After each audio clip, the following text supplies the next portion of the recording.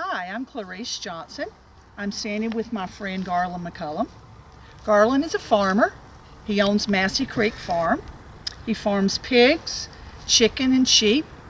Garland is at the farmer's market every Saturday. I buy all of my eggs from him, a lot of my pork, a lot of my lamb. He's a wonderful farmer and the best eggs you've ever tasted. Well, as you can see, we're standing in the ashes of what's left of Garland's barn. When I found out the news of Garland losing his barn on January the 10th, 2015, I knew I wanted to do something. Garland had no insurance, but Garland has a community and a family that love him and want to support him. So I am spearheading this fundraiser to rebuild the barn of Massey Creek. I'm going to let Garland speak to you and tell you what happened on January the 10th, 2015. Garland, tell us what happened that night. Well, we've been at the farmer's market. It was a Saturday, and usually my wife and I come home from the market and do chores, and late in the afternoon we had sat down in the living room and both fell asleep watching TV. And about 9 o'clock, my wife woke up and the living room was just bright as like daylight, and there were no lights on in the house, and she looked out the window and just yelled that the barn was on fire, which that's what woke me up. And I jumped up and ran to the back door, and the barn was fully in flames. Had the fire department been in our driveway at that minute, it would have still burned to the ground. It was just completely involved. This barn was built about 20 years ago for my daughter. It was originally a horse barn, and over the years as she had grown up and moved away, she sold her horses, and we had been using the barn for our bottle-fed sheep as a way to get them out of the weather and just make it convenient to the house to be able to feed them around the clock. And we also raise puppies in the barn for our guard dog puppies that we raise. They're called Caracachans, and they do a really good job of keeping the coyotes and other predators at bay. But anyway, we came out and calling the fire department and moving cars and stuff away to get it, because the heat was just unreal.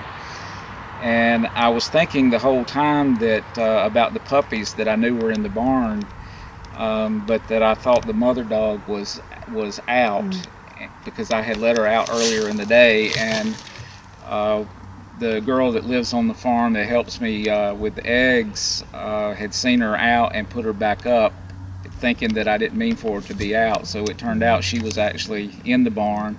So we lost her and her litter of puppies, and that was a big loss, from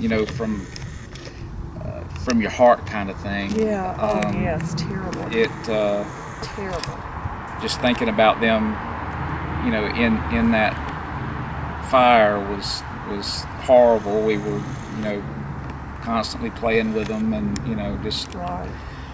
So anyway, the fire department got here and did what, basically kept other stuff from burning up, and put out the fire, but it's pretty much a total loss. My son had 3 kayaks stored in here that are completely gone. This mangled piece of steel behind us is a hay elevator that we use to put hay in the loft, and it's just a twisted, mangled mess.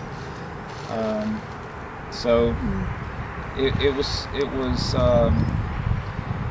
a bad fire and a devastating loss. The worst part, I think, are the memories that's all I could think about that night, was when my daughter, who's 25 now, was 7 years old when we built this, and her growing up, she decorated the barn every year for Christmas, and I remember one of her